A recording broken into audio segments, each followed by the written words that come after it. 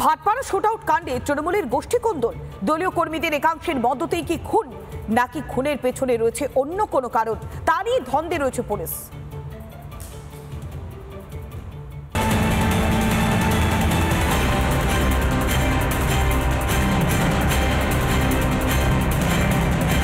ভাটপাড়ায় সাত সকালের shoot out, বোমাবাজির পর চায়ের দোকানে চলল গুলি, রক্তাক্ত অবস্থায় মাটিতে লুটিয়ে পড়েন তৃণমূল নেতা অশোক সাউ।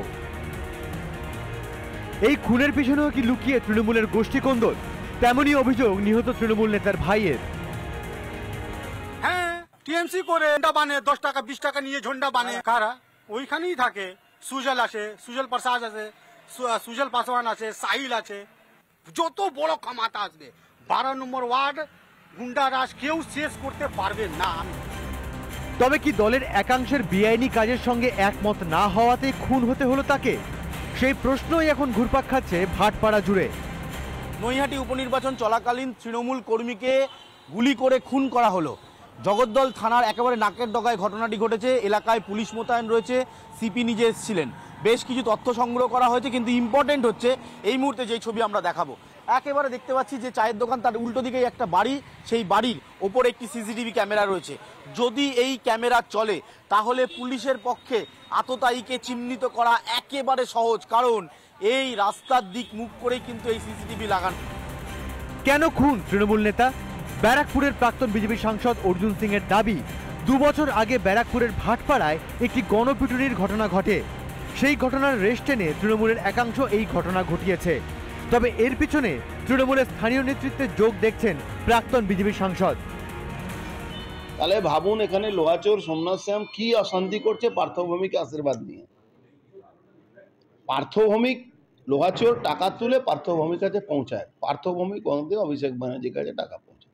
এই পুরো টাকা নেক্সাস পুলিশ আর তৃণমূল কংগ্রেস আর এরা এই নেক্সাসের মধ্যে এই ঘটনাগুলো ঘটছে। অর্জুন সিং এর বক্তব্যের পাল্টা বক্তব্য দিয়েছেন জগদ্দলের তৃণমূল বিধায়ক সোমনাথ শ্যাম। তার দাবি, অর্জুন সিং এর গোষ্ঠীর লোকজনই এই ঘটনার সঙ্গে জড়িত।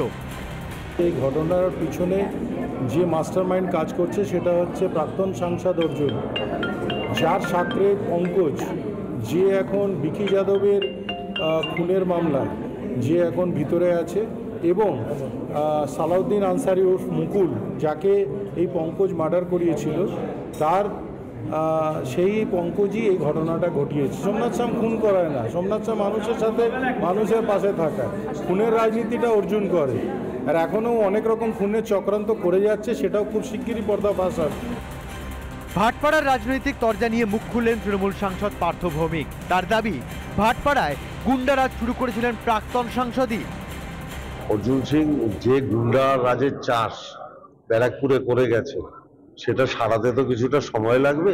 পার্থ ভৌমিক গুন্ডারাজ পরিষ্কার করে ছাড়বে, এবং তার জন্য ভাটপাড়ার যে সবচেয়ে বড় গুন্ডা, তাকেও ভাটপাড়া ছাড়তে হবে। বুধবার ছিল নৈহাটি বিধানসভার উপনির্বাচন। সেখানে বিক্ষিপ্ত অশান্তির খবর মিলেছে। তার মধ্যেই ভাটপাড়ার খুনের ঘটনা এলাকায় আতঙ্ক সৃষ্টি করেছে। সন্তু পান, অনুপম পাত্র ও টিটপ বিশ্বাসের রিপোর্ট, রিপাবলিক বাংলা।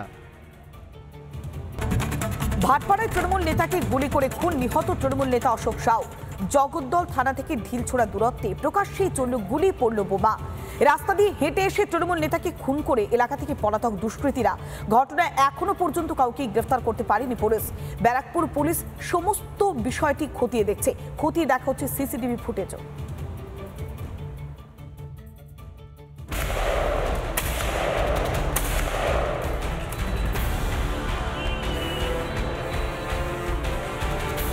আবার উত্তপ্ত ভাটপাড়া, চলল গুলি, পড়ল বোমা, সাত সকালে ঝরল রক্ত।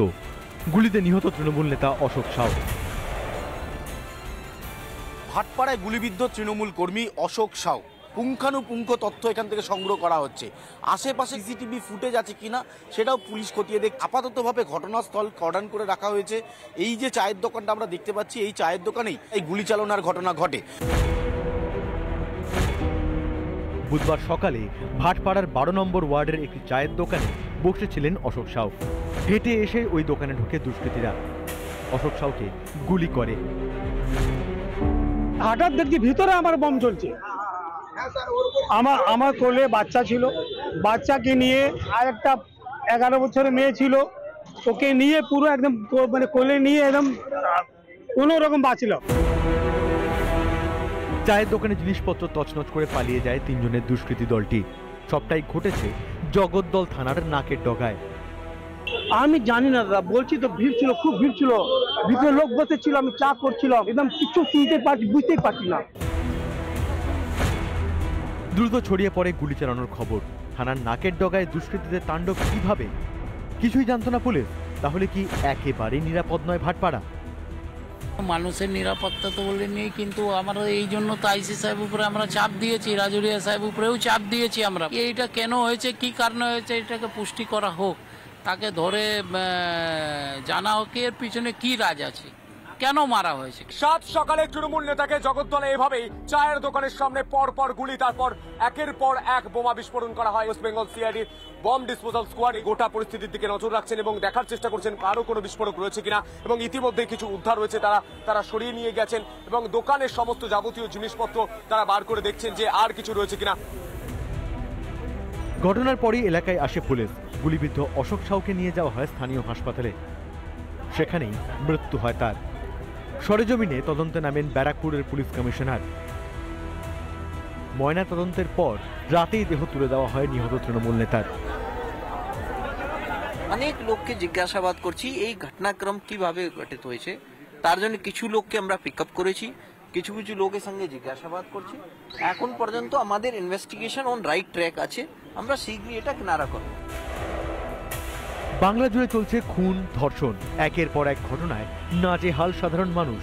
পুলিশের সূত্রের খবর 2023 সালে অশোকের ওপর হামলা চালিয়েছিল দুষ্কৃতীরা। সেবার আকাশ নামে এক অভিযুক্তের খোঁজ মেলে, পরে মৃত্যু হয় তার। এবারের ঘটনায় কারা জড়িত তারই তদন্ত শুরু করেছে ব্যারাকপুরের পুলিশ। খতিয়ে দেখা হচ্ছে সিসিটিভি ফুটেজও। সন্তু পান, অনুপম পাত্র ও টিটপ বিশ্বাসের রিপোর্ট, রিপাবলিক বাংলা। উপনির্বাচনের বাংলায় ভাটপাড়ায় চলো গুলি, খুন হয়ে গেলেন তৃণমূল নেতা অশোক সাউ। প্রকাশ্যে দুষ্কৃতীদের তাণ্ডব। ব্যারাকপুর শিল্পাঞ্চলে আইন শৃঙ্খলার এত অবনতি কেন, কি করছে পুলিশ? রিপাবলিকের চোখা প্রশ্নের মুখে কার্যত পালিয়ে বাঁচলেন পুলিশ কমিশনার। এদিকে এই ঘটনায় রিপোর্ট তলব করেছে নির্বাচন কমিশন।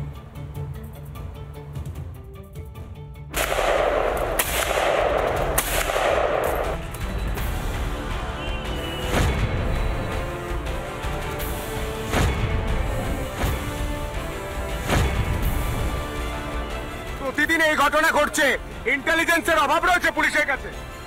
প্রতিদিন এই বোমাগুলি। আপনি কটা ঘটনা গিনাবেন আমাকে?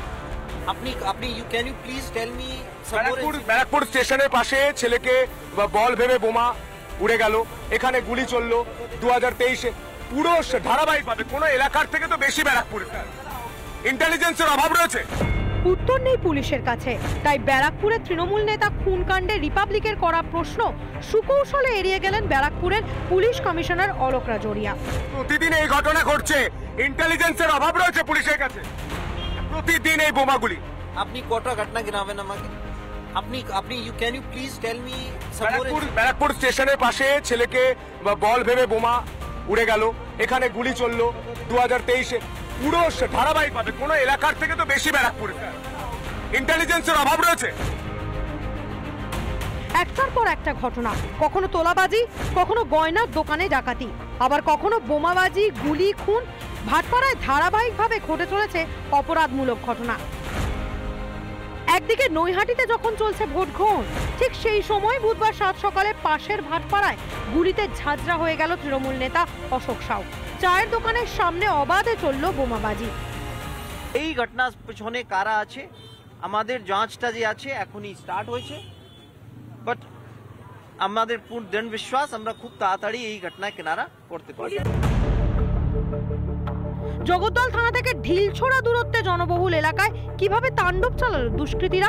তাহলে কি আগে থেকেই টার্গেট ছিল তৃণমূলের বুথ সভাপতি? ঠিক কতটা রাস্তা আসুন আমার সাথে, আমি দেখাচ্ছি।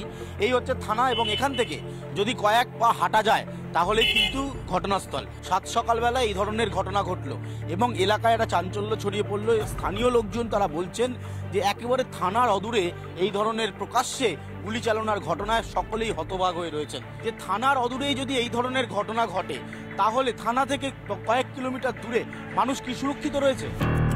এদিকে খুন হওয়া তৃণমূল নেতার ভাইয়ের দাবি, সাধারণ মানুষকে কোনো সুরক্ষাই দিতে পারছে না প্রশাসন। গুন্ডারাজ দমন করা তো দূরস্থ, পুলিশের বিরুদ্ধে অভিযোগ উঠছে দুষ্কৃতীদের কাছ থেকে টাকা নেওয়ার। পুলিশ ওদের থেকে টাকা নেয় 20,000 50,000 প্রত্যেক মাসে। কাদের থেকে? সোমনাথ শান্ত জিজ্ঞেস করুন কে কে এখানে হুকিং লাইন চালাচ্ছে। আকাশে ভাই সুজল আছে, সাহিল আছে, আর 5-6 জন আছে। আর পিঠে লেগেছে, হাতে লেগেছে, অনেক গুলি লেগেছে। 50 রাউন্ড গুলি চালিয়েছে থানা কাছে, আর থানা কাছে একটাও পুলিশ আসেনি। কেন আসেনি? সব নেতাদের থেকে টাকা নেয়। নেতা বলে হ্যাঁ যাবো তো যাবো, না বলে না যাবো। সমস্ত পুলিশ এইখানে যত গুন্ডা আছে টাকা নেয়। কেন বাড়ছে অপরাধ? কেনই বা অপরাধ দমন করতে পারছে না ব্যারাকপুর পুলিশ? এখানে গুলি চললো 2023-এ, পুরো ধারাবাহিক পাবে। কোনো এলাকার থেকে তো বেশি ব্যারাকপুর। ইন্টেলিজেন্সের অভাব রয়েছে। রিপাবলিককে উত্তর দিলেন না সিপি, কিন্তু বাস্তব কি অস্বীকার করতে পারবেন? সন্তু পান ও অনুপম পাত্র ও টিটপ বিশ্বাসের রিপোর্ট, রিপাবলিক বাংলা। নানা ধরনের কন্টেন্ট দেখার জন্য লাইক করুন, শেয়ার করুন আমাদের ফেসবুক পেজ, সাবস্ক্রাইব করুন আমাদের ইউটিউব চ্যানেল। পাশাপাশি অন্যান্য ব্রেকিং নিউজের জন্য অবশ্যই চোখ রাখুন রিপাবলিক বাংলায়।